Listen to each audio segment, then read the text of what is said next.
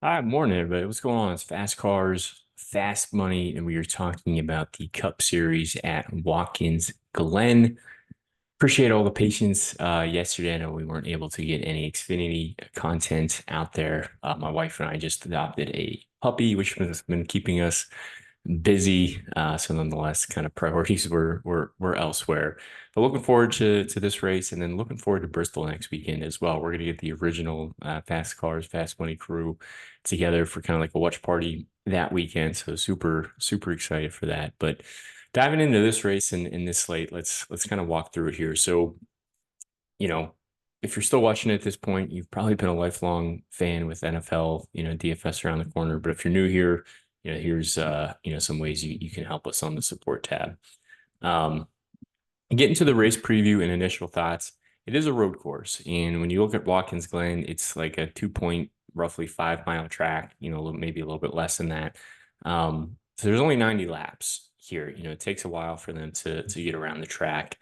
Um, because of only 90 laps, there aren't really a lot of dominator points available. It's a relatively a lower scoring slate. So when we have, only 90 laps, what do we really want to focus on? It's really, what drivers give us place differential upside, and what drivers do we think can just finish well? If we can get, six drivers in our line that we think have the ability to finish top 10, finish top 15, contend for the race win, that's really the type of lineup that you want to build.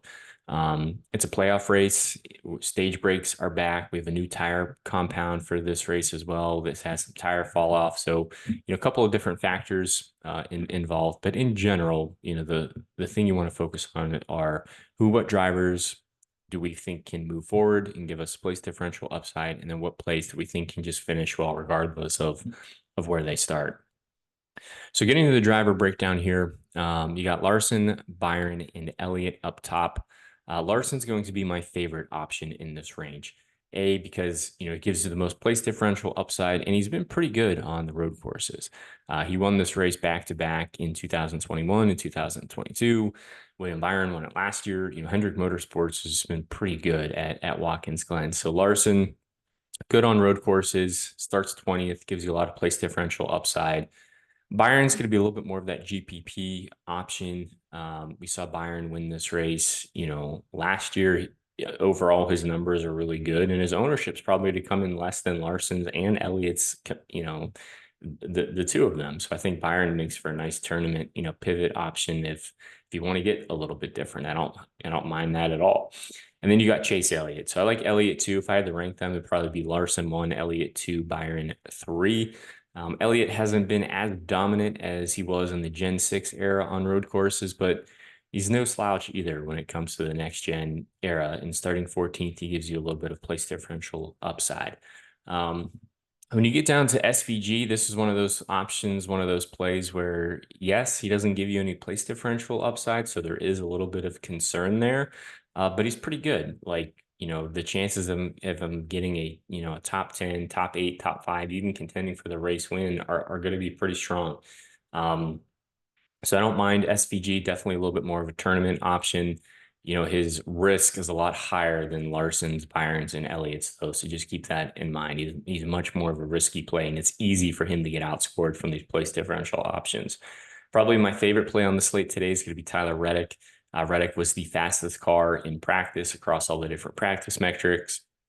When it came time to qualifying, I was a little surprised that he qualified 16th, but I think for DFS purposes, that makes him a solid play. Gives you a lot of place differential upside because of it. And I was actually kind of shocked to see his price. I thought he would be one of the, if not the most expensive play on the slate. I know he is the most expensive over on FanDuel. So maybe DraftKings knows something that we don't. Really like Bell and Gibbs as well. I think you can, throw them in, but you can kind of see the idea, right? Like it's these types of plays that give you some place differential upside. It's not the plays all the way starting, 38th, 39th, 40th that we want to focus on. It's okay, what drivers are good and good equipment and then can move forward into the top 10, the top 5, top 3, contend for the race win. I think Reddick can do that. I think Bell can do that. I think Gibbs can do that. So those are really the type of plays you want to focus on, at least how I want to attack the slate today. AJ Allmendinger, I think you can throw him in the SVG category. Doesn't give you the place differential upside, but he's pretty good on road courses, and the chances of him getting a good finish are pretty strong. but he definitely carries more risk because of that. So more of a tournament option. I think Kyle Busch makes for a really good pivot option as well. Like, we kind of talked about Byron being that pivot option from Larson and Elliott.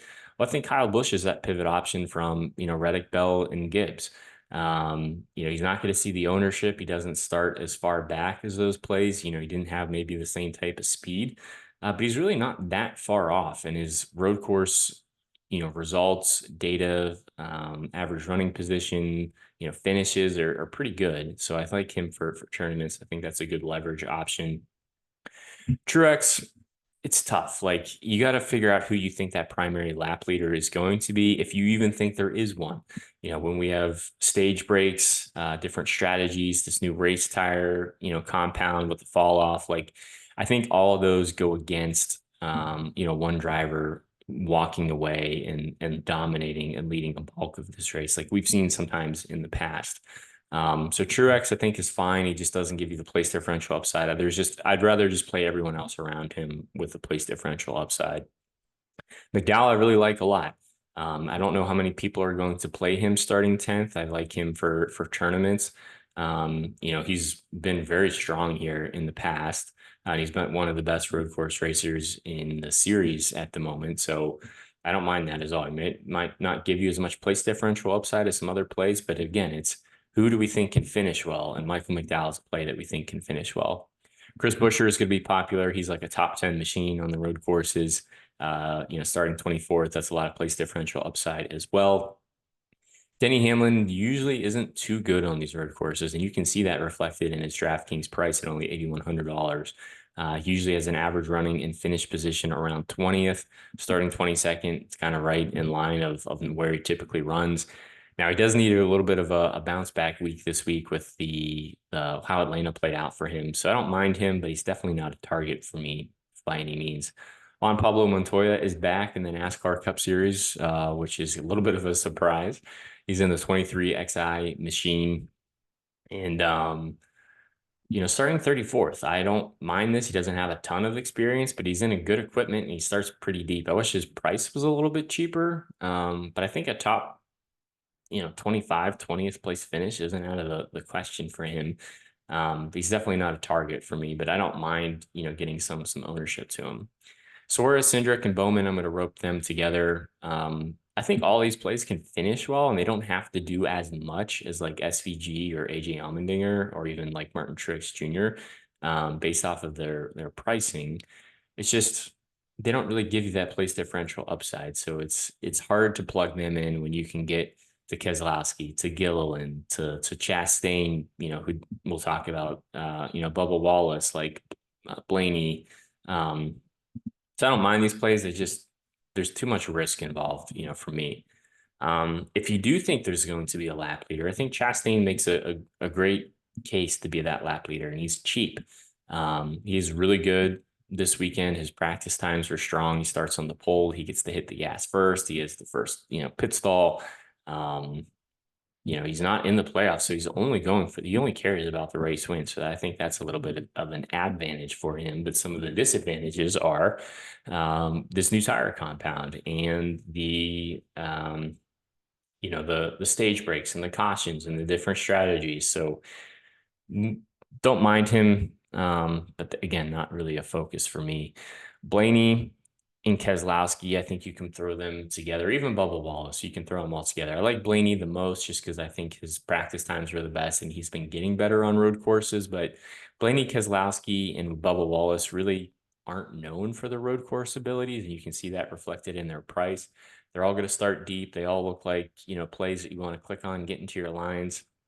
They're all playoff drivers, or I guess Bubba Wallace isn't, but they're all, for the most part, playoff drivers and good equipment, should be able to move forward. The question is, how far forward can they move? If they're only getting to a 22nd, 23rd place finish, probably not going to do it, but if they can get inside the top 18, top 15, even potentially the top 10, they're going to smash. So I like those plays.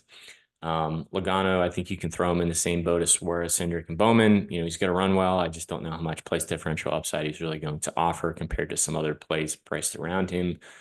Briscoe, I don't really know how many people are going to play him. A playoff driver needs a bounce back weekend, maybe a good tournament option there. Todd Gilliland absolutely hated his car. His car just seemed completely off pace, which is crazy to me because he had Michael McDowell that looked like one of the strongest cars in the field. And we know that Todd's pretty good on the road courses. So I'm hoping this team can make the necessary adjustments that they need to get this car back, where it needs to be. I'm confident they can do that. There's a little bit of a concern that, maybe his car really is that bad this weekend and they will just be a back marker car and he's going to draw a lot of ownership. So maybe for tournaments, maybe you want to, come under the field on Gillen, but I think he's could be a popular cash games option. Oops, sorry about that.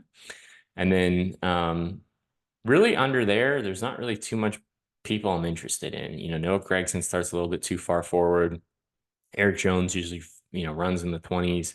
Justin Haley starts deep. He has top 25 upside. So if you can't get to Wallace, Gilliland, Keselowski, Blaney, and you need, more of a cheaper option, I think Justin Haley makes a lot of sense. Hocevar, Austin Dillon, Like all these plays can potentially work out. But if you're going to play any of them, I would probably just come all the way down and play Harrison Burton.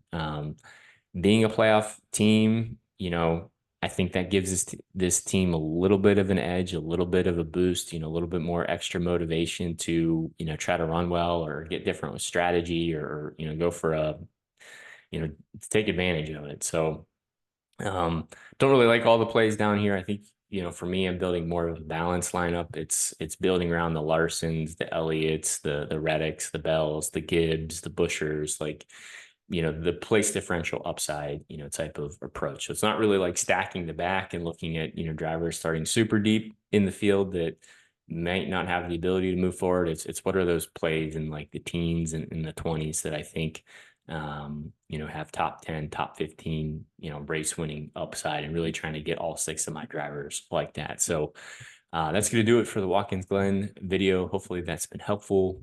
Best of luck today as you guys take on the slate. Good luck with NFL if you're playing NFL. And, I'll catch you next weekend for Bristol, which I'm super excited for.